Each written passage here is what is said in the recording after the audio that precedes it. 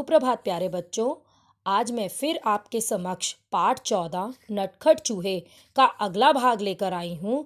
जैसे कि आपने पिछले भाग में तो पढ़ ही लिया कि किस तरह चूहे ने दुकानदार से रेशमी कपड़ा लिया और दर्जी से अपनी टोपी सिलवाई।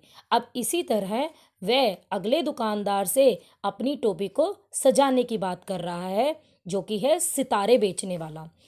चलिए अब आगे पढ़ते हैं। दुकानदार ने कहा, चूहे भैया ऐसा ना करना, मैं तुम्हारी टोपी के लिए रंग बिरंगे सितारे दे दूंगा और यही नहीं तो उन्हें तुम्हारी टोपी पे टांक भी दूंगा। तो देखिए कैसे चूहे ने सितारे वाले से भी अपना काम करवा ही लिया। अच्छा तो ज़रा जल्दी करो, चूहे ने कहा। टोपी बनकर तैयार हो गई। चूहा टोपी पहनकर आईने के सामने खड़ा हुआ तो खुशी से उसका मन नाच उठा।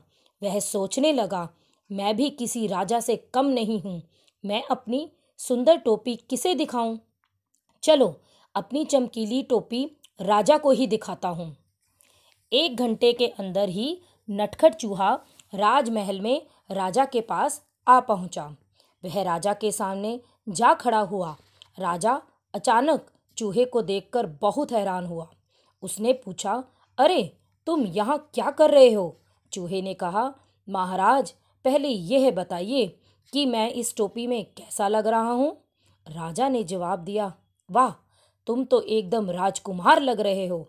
चूहे ने झटपट बोला, अच्छा तो फिर उतरो गद्दी से, यहाँ मैं बैठूंगा। राजा को हंसी आ गई। उसने कहा, भाग यहाँ से, मेरा सिंहासन चूहों के लिए नहीं है, केवल एक राजा ही इस पर बैठ सकता है। चूहे ने पूछा, तो क्या तुम मुझे अपनी गद्दी नहीं दोगे? बिल्कुल नहीं, मैं तुम्हें अपना सिंहासन नहीं दूंगा, राजा ने उत्तर दिया। तो तुम नहीं उतरोगे? चूहे ने फिर से पूछा।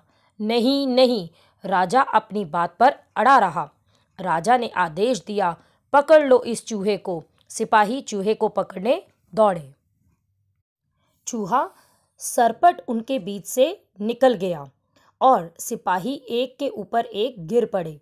अब चूहे ने अपनी कमर पर हाथ रखकर कहा, रातों रात मैं आऊँगा, अपनी सेना लाऊंगा, तेरे कान कुतरूंगा। राजा ने सोचा, चूहों की फौज तो पूरे महल को तहस नहस कर देगी। वह डर के मारे कांपने लगा।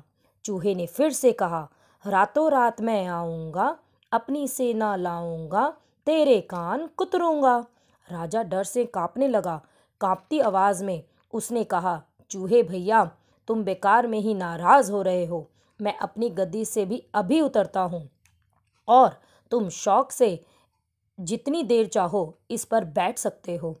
चूहा बहुत खुश हुआ। शान से वह सिंहासन पर बैठ गया और काफी देर तक वहां आराम करता रहा।